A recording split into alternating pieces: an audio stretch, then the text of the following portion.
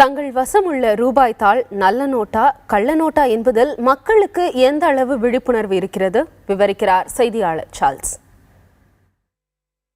பொதுவாக பொதுமக்கள் தினமும் அதாவது பயன்படுத்தக்கூடிய இந்த 1000 ரூபாய் கள்ள நோட்டு என்பது அது நல்ல நோட்டா என கண்டறிவதற்கு மிகவும் சிரமப்படுறாங்க. இது குறித்து நாம் அவரிடம் கேட்கலாம். சார், இது கள்ள நோட்டா நல்ல நோட்டான்னு எங்களுக்கு தெரியாதுங்க சார். இப்படி கள்ள நோட்டுன்னா சுண்டி பார்த்தா தெரியும் சார்.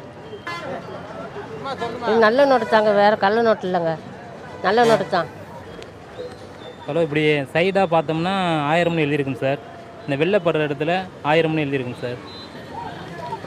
பொதுவாக பொதுமக்களை பொறுத்தளவு ஒரு சிலர் இந்த நோட்டுகளை அதாவது அவர்கள் புழக்கத்தில் இருக்கும்போது அது நல்ல நோட்டுகளா கள்ள நோட்டுகளா என கண்டறிஞ்சு அதை வாங்குறாங்க. ஆனால் பெரும்பாலாரும் இந்த நோட்டுகளை புழக்கத்தில் இருக்கும்போது அவர்கள் இது கள்ள நோட்டா நல்ல நோட்டா என கண்டறிவது மிகவும் சிரமமே படுறாங்க.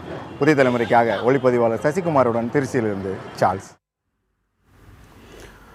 கள்ள நோட்டுகளை எப்படி கண்டறிவது என்பதில் பெரும்பாலானோருக்கு குழப்பம் இருக்கத்தான் செய்கிறது. அதிக அளவில் புழக்கத்தில் விடப்படும் 500 ரூபாய் தாள்களில் உள்ள கவனிக்கத்தக்க அம்சங்களை பார்க்கலாம். உங்கள் கைக்கு வரும் ரூபாய் நோட்டு உண்மைதானா என்ற சந்தேகம் வந்தால் நன்றாக தடவி பார்க்கவும் அல்லது கூர்ந்து கவனிக்க வேண்டும்.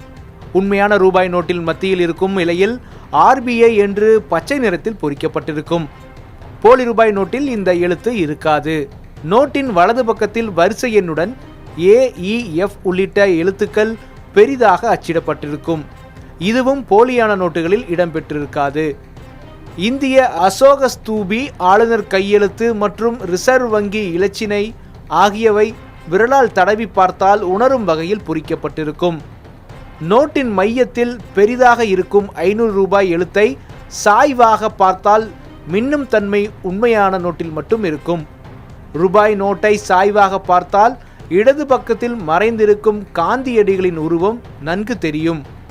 நோட்டின் இடது பக்கத்தில் மறைவாக சிறிதாக அச்சிடப்பட்டிருக்கும் 500 ரூபாய் எண் சாய்வாக பார்த்தால் உடைந்து வித்தியாசமாக தென்படும்.